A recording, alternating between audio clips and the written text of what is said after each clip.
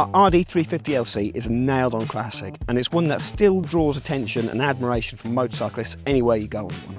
But for us, it's more than just a technical innovator or a big seller or a class leader, and it was all three of those. But the reason we're choosing this as one of our bikes of the era as we celebrate MCN's 70th anniversary is it was a culture and a lifestyle, and one that helped shape British motorcycling going on not only through the 1980s but into the 1990s as well. So what we're going to be doing today is not only reacquainting ourselves with the 350LC and its many charms, we're also going to meet a bunch of owners and find out why they still love this, why they still consider themselves LC Johnnies and are still live and kicking and loving their bikes in 2025.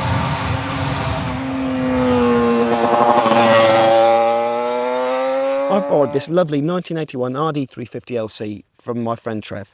Before we set off, I need to top up the oil, so I've got a bottle of Motul 710 fully synthetic two-stroke from today's video sponsor.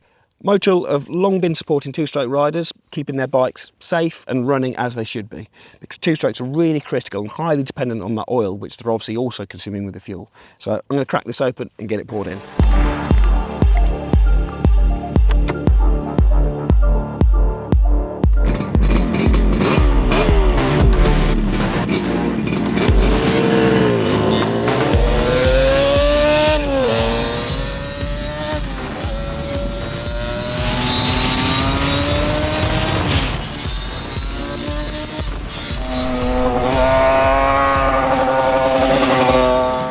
So I'm going to talk about the LC in two senses. Now, firstly, in sort of respect to how it was received in the day. Now, of course, the LC is 1980 new model, or it was. So realistically, everything it was compared to was 1970 design and technology, and it was a genuine sort of real leap forward. If you look at the air-cooled RD series, the 250s, the 400s, and the 350s actually as well at various points. And the Kawasaki triple series, KHs, S's, H models as well. They were kind of the old school Japanese, as I talked about in the Commando video previous to this, where the chassis was just somewhere really to put wheels and engine. There wasn't really a lot of thought went into the design.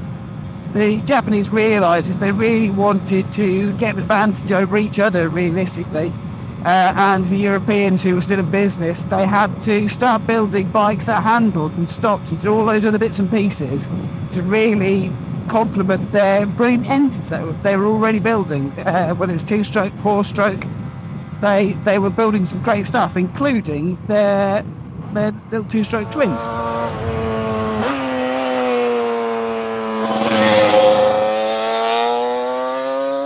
The RD's engine was quite closely related to the TZ race bikes, but crucially, the chassis was too. So it had the monoshock rear suspension for a start, and then the overall geometry and just the forks and things, you could see the clear sort of parallels drawn between their race bikes and this as a road bike. There's a lot of bits and pieces that if you're building a trick LC, one with more power, you can fit the dry clutches, the cylinders, and all those other bits and pieces to hop them up. So that shows you how closely the race bikes were related to the sort of road bikes that came a little bit later. So it's the LC's kind of advanced engine and suspension and sort of came together with lots of other little bits of thinking. And this is one of those kind of packages that worked in a broad sense rather than just being a good engine, as a lot of them were, or maybe stylish. Yeah, in a historical sense, this was a game changer. It moved things forward. It was the best two-stroke out on the road, whether you got the 350, kind of the flagship model, or the 250, which was learner legal at the time. So when you were 17, you could just hop on a 250 with L plates, off you go and cause terror at 100 miles an hour. Funny enough, they didn't really like that, so they capped the learner laws at 125cc, and overnight the RD350LC wasn't as relevant as it perhaps was. So, but the 350 remained popular and relevant and desired.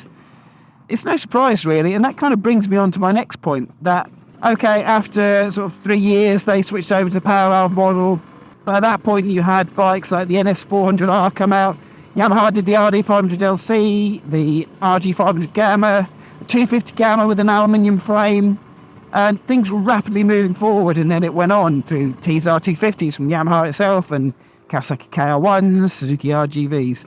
And for long, the kind of LC wasn't really that relevant anymore. It was kind of a little bit mired in the past, in the technical sense, that is. But there's just something about them. They've got this appeal, this feel to them that it didn't really bother people that they weren't necessarily the latest thing as well. And I guess as well, they'd become a sort of a slightly cheaper second-hand bike, lots of knowledge around so you could tune them, buy the bits and all that sort of thing. People stuck with them, they really did. It became a way of life, and there's people that bought one when they were 17 and they may well still have the same bike. If not, they've had various ones down the years, or they've got out of RDs and then come back. And that's just because there's nothing really like them. And every time I ride one, I'm always really pleasantly surprised and really enjoy it. I mean, power band there we go. Try not to hit this Yaris in front. But just every time you hit that, I mean, it's realistically, it's no more powerful and probably about the same sort of weight as a KTM Duke 390 in modern terms. But the way a two-stroke makes its power, obviously this being a non-power valve model, below 6,500 RPM, it moves, but it's not really doing a great deal. It's just functional drive. And then you just hear the tone of the exhaust, the note change, and it starts getting out of its own way, and then it cracks on, and between 6.5 and 9.5 really, that's where all the fun is. That's the meatier power, and that's where you're going to get that real enjoyment, and that's the bit you end up chasing.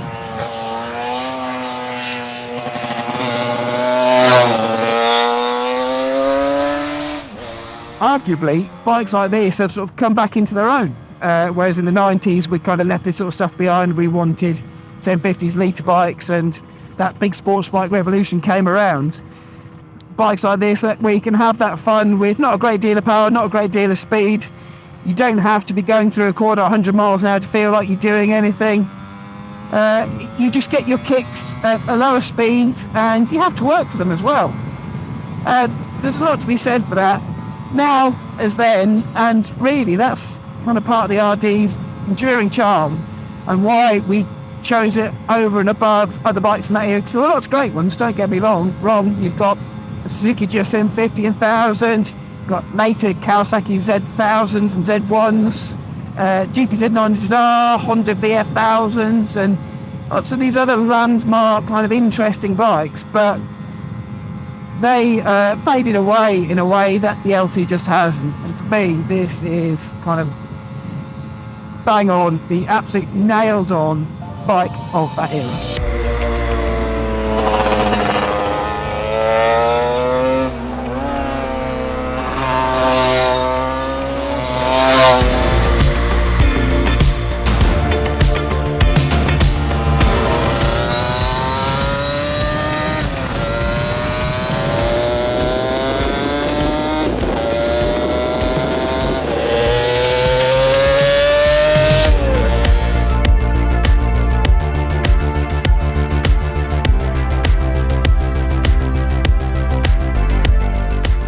The thing about the LC's impact is it wasn't just a fleeting thing as technology advanced through the 1980s and the next big thing came along. While two-strokes moved towards perhaps 250s or even the bigger 500s in certain instances, people still clung to the LCs and what they loved about them. And even through to the end of the 1980s and into the 1990s, the 350 power valve was still on stale for a start, but people were still knocking around on the old LCs. They were racing them, modifying them, tuning them, and generally having a good time with them. It became a real culture and a scene that has kind of lasted to this day, really.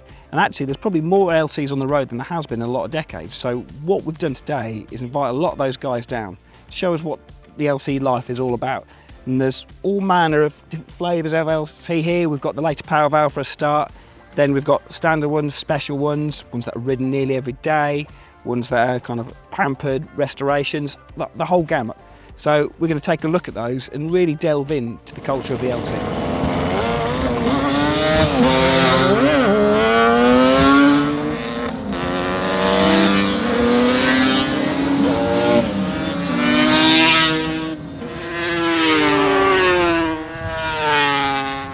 Well, basically passed my test, bought my first 250, that came to pieces and was instantly done to a 275 with a proddy tune on it. Then reading Motorcycle News, we found out about the LC Club and their Isle of Wight rally, I went down to that on a spur of the moment. I ended up running the club for a little while before I got married.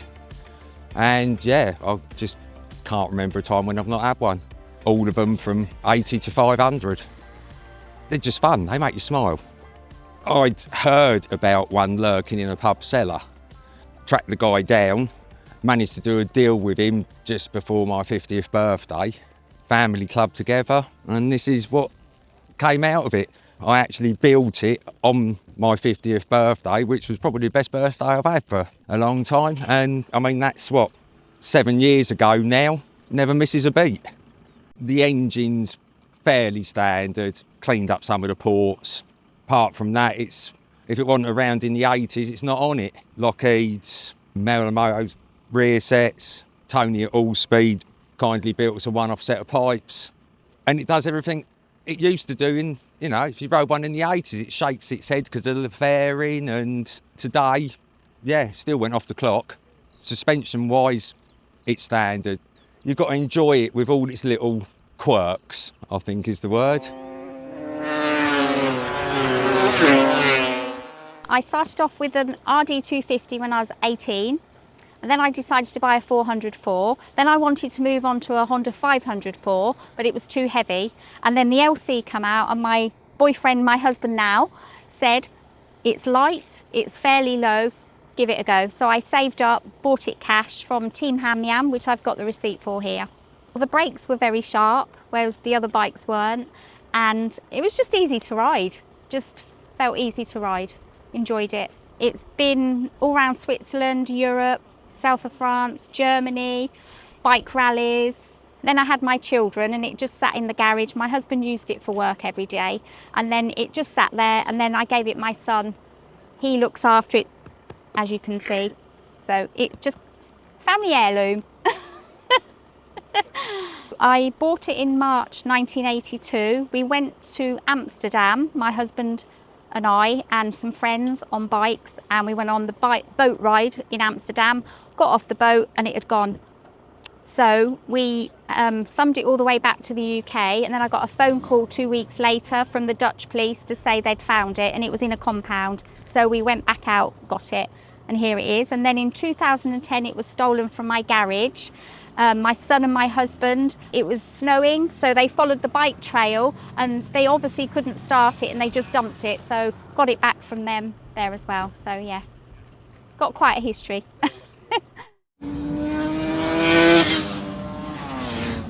I was 18, I passed my bike test, went into the local Yamaha dealer. He had a 350LC that belonged to his wife. It was kind of just, it was a bit rough and ready, but he let me have a go on it, and it was fantastic. 6 months later, I've scraped together enough cash to buy it, and I've still got it 27 years later, tucked up in the garage. It's had a few paint jobs, a few changes of engines, but I liked it enough and I kept it, really. Nick Daniels, probably the person most responsible for what we see here. He bought the bike, crikey, I think mid-80s, from a chap who painted it in 7-Up colours, but it was pretty standard. And from then on, he just spent, and it morphed and evolved into pretty much what you see here. He kept it until 97, then went drag racing and broke it up for spares, but he kept the frame. He kept the frame till 2017 when he was finally persuaded to sell it, and a chap started to get all the bits back together. He lost interest in 2018, and I stupidly stepped forward and said, I'll do it. For the next 2 years, I poured every single penny I could into finding bits, modding bits, getting bits remade, studying the photographs, studying the articles, just to make it as close as I could to how it was. We start with the engine. It was tuned and had a dry clutch with a TZ gearbox. This time, it's just got the dry clutch on it off a TZ. We've got a special clutch cover which allows the kickstart to be retained. The wheels, lightweight Dymags. It's got a copy of a Harris anti-dive system on it. Spondon yokes. Originally it had a Spondon swinging arm in it, but we had to get that copied because the bloke who's got the original didn't want to sell it. Swarbrick pipes. Frame's been cut and jacked at the rear and then reshaped. And then a bit of paint's been thrown at it, really. I mean, I joined the LC club in '97, made some great friends with that, who I still see quite regularly. There's quite a few of them here today. Yeah, it's a great bunch of lads and lasses, really. Got a lot of friends as a result of it, and the fact that it's on a bike I enjoy riding and I enjoy tinkering with, it's even better.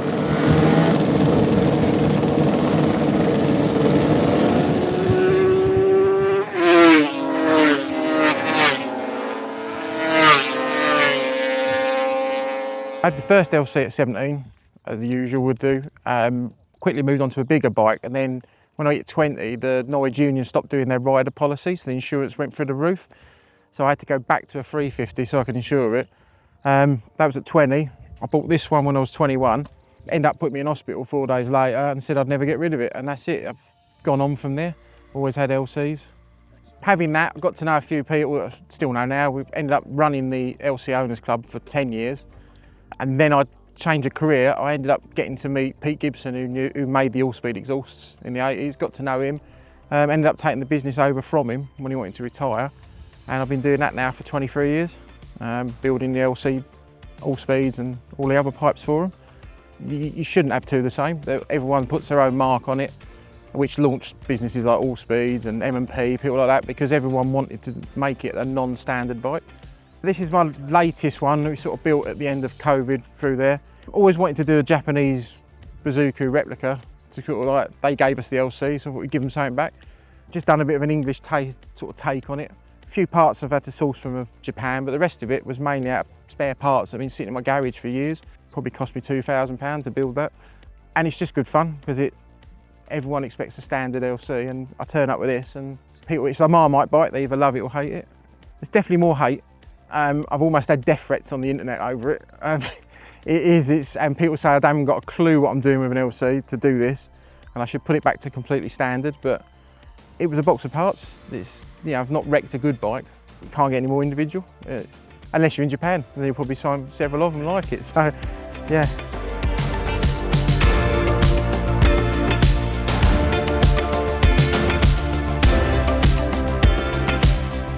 So we've got a little interloper on our feature today where you must have heard, or maybe you saw the smoke rising up. I saw the smoke from a distance. Yeah, and came for a little bit of a look, and you've had a little rollout on Trevs RD as well, but you've got a history with these, haven't you? Yeah, I mean, I had one just like this, but it was white with the blue and the black. No, red and black, that's it. I had it when I was 18. It was the first big bike I had after an AR80. It felt like an absolute rocket ship. Although I completely ruined it. It never really ran properly because it was a real cheapie, it was a real rough one. I put a power valve F2 front end on it because I thought it would turn it into Eddie Lawson's YZR 500 and completely ruined it, and it ran even worse after that, probably to pay me back. And then I sold it, I moved on to other bikes, but it's always like everybody, it's got a special place in my heart just because, you know, all the cool kids had them back in the day, the way they sound, you know, used to read about them in PB, and to jump on this today, well, A, it works properly and it's just sweet, isn't it?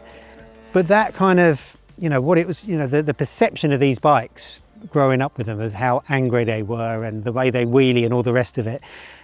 On paper, they're not actually that powerful, are they? But even I still got on this with trepidation going down the runway, and it's fantastic. I just can't believe how quick it picks up revs. I mean, actually, I kind of get that because, yeah, it's not got much power, but on the road, that sort of little kick in the power at sort of 6.5, 7. I mean, you look at it, it's like kind of ramen noodles for frame and swing arm tubes. It's such a little dinky thing, and a little skinny tyre as well. I mean, you've turned up on a modern bike, and this rear tyre is bigger, smaller than your That's right. front. Sorry, and you kind of have to be on edge with it and be ready for it, because you come out of a bend in second and crack the power, and you could overwhelm that and tighten a knot. And it sounds so angry, it sounds intimidating. Yeah. I mean, if you think like now, what have we got? Singles and parallel twin cheapy bikes, they're so benign, aren't they? But something like this is impressive, and seeing all of them in a bunch together was just something like the old PB days of the Frenzies. It was just amazing. Yeah. No, good. So do you think you're going to be buying another one? Well, actually, one of your friends here has got my old bike. Yeah. Which actually bought off a guy called Peter Lawrence, who, through a few other people, Paul Berryman also works with us, turned it into an LC race bike, which he raced for a few seasons. I actually did a feature on that in about 2005, 2006, reunited with that bike, TUM 601W. Yeah.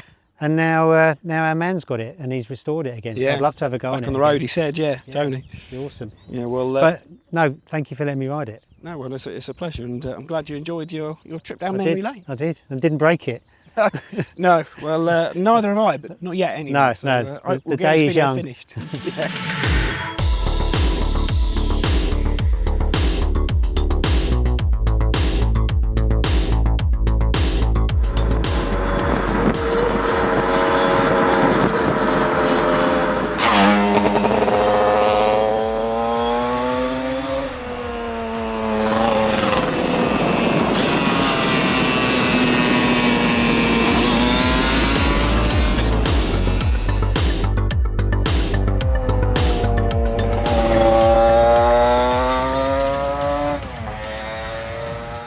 What a fantastic day I've had revisiting the RD350LC for several reasons. Firstly, the weather, it's been amazing, and you can probably tell by the sort of beetroot colour of my skin that it's been a lot of time chatting in the sunshine. Firstly, the bike. I mean, you don't think much of these sometimes, perhaps seen 45 years old, not a lot of power, you go, it can't be that good. They are that good, they're still that good. Secondly, the people as well. People I've met today and talked about their bikes, and it's just a shame that I've not been able to tell you about all of them. All of them had a real backstory and a real affinity and love for the LC. They're not just appreciating classics that they're hoping is going to be part of their pension pot. They're things that they're still really living the life and loving it and getting out on them and riding them, which is what it's all about really.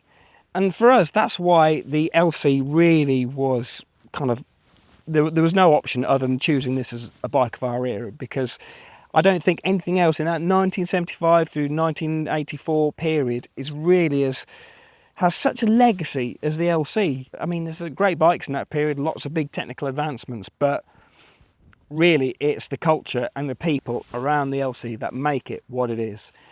Thank you again to Trev for loaning me his bike and letting me cane the potatoes off it. Thank you again to those 30 readers that turned up and had a play with us and told us their stories. And thank you for watching. Please drop a like if you did like it. Please subscribe if you'd like to see the next one coming soon.